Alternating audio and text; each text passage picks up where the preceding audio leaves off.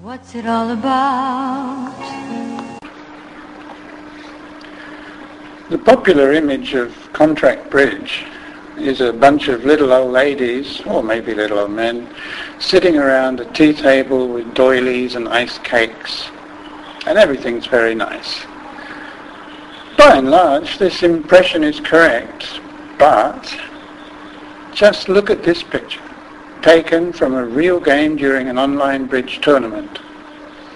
The tournament director, or TD, who was called Pebcat, has just announced that he has removed an enemy.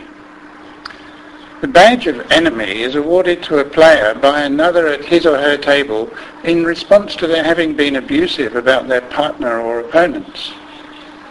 The labelling is automatically notified to the tournament director, who in this case had previously announced a policy of zero tolerance on breaches of etiquette.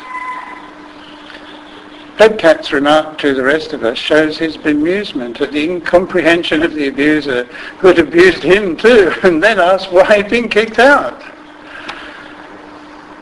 People can hide their names on internet, but not their characters. It takes a certain amount of intelligence to play bridge, but clearly not that much.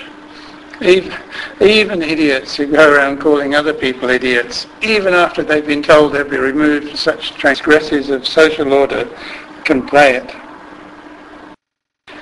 A few minutes later, Pebcat announces that he's removed altogether 11 ASBOers who had already manifested their socially unacceptable bad tempers and foul mouths in just the first round of the tourney.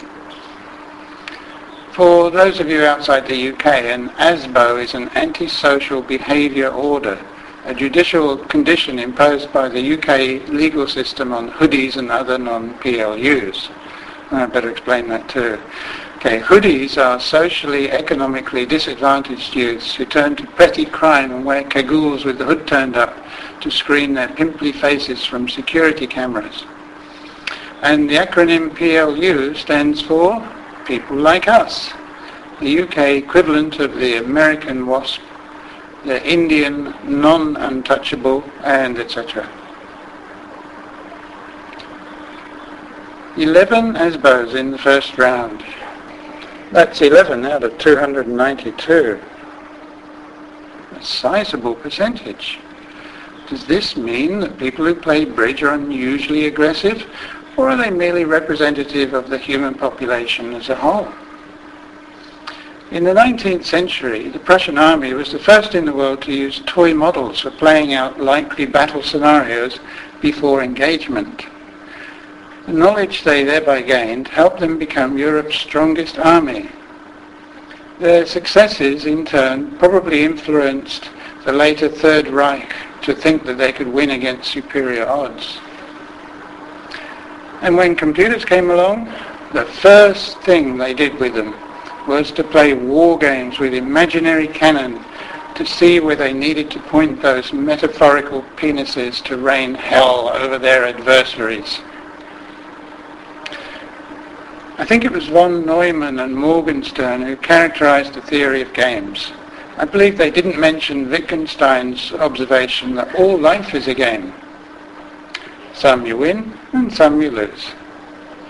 It's easy to see games like chess or war games, what with their bishops and castles, etc. But how about snakes and ladders? Or Trivial Pursuit? Or bridge? Bridge is a little different from chess in that it involves dialogue and cooperation with a partner. But otherwise it's an abstract grab-all-you-can thing. What's this ubiquitous fascination with pursuit and competition anyway? What's it all about? What's it all about? What's it all about?